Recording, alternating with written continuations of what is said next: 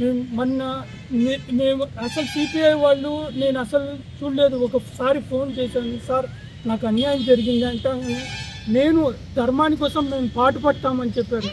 వచ్చిన తర్వాత ఒక వారం 10 రోజుల తర్వాత వ్యాలిడేట్ చేసుకున్న తర్వాత వాళ్ళు చూసుకున్నారు, ప్రతి డాక్యుమెంట్ చూసుకొని ఆ డాక్యుమెంట్లు అన్నీ కూడా వెరిఫై చేసుకున్న తర్వాత ఓకే మేము ప్రొసీడ్ తర్వాతనే వాళ్ళు అసలు ఫస్ట్ టైం కలెక్టర్ మీట్ చేసినప్పుడే ఫస్ట్ సిపిఐ వాళ్ళని చూశానండి.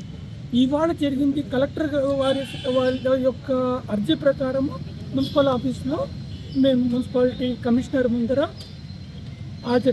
హాజరైతే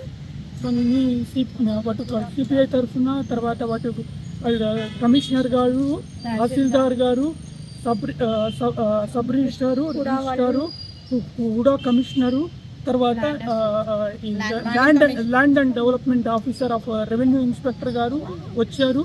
తర్వాత మున్సిపల్ అధికారులు అక్కడ పాల్గొని ప్రతి మేము ఇచ్చిన డాక్యుమెంటు, మా లింక్ డాక్యుమెంట్లు ప్రతి ఒక్కటి క్షుణ్ణంగా పరిశీలించి ప్లస్ ప్రతి ఒక్కటి అన్నీ కూడా పరిశీలించి చూశారు, స్టేట్మెంట్ ఇవ్వన్నారు.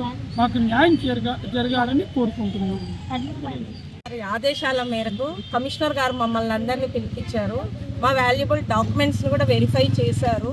మీ సమస్యలు ఏమున్నా రాయండి అన్నారు. వాళ్ళకి రాసిస్తున్నాము. వాళ్ళు మాకు న్యాయపూర్వకంగా సహకరిస్తారని ఆశిస్తున్నాము. మాకు న్యాయం చేకూరుస్తారని కోరుకుంటున్నాము. ఈరోజు మున్సిపల్ కమిషనర్ ఎదురుగా మాకున్న ప్రాబ్లమ్స్, మాకు సంబంధించిన డాక్యుమెంట్స్ అన్నీ ఆయనకు సబ్మిట్ చేశాము.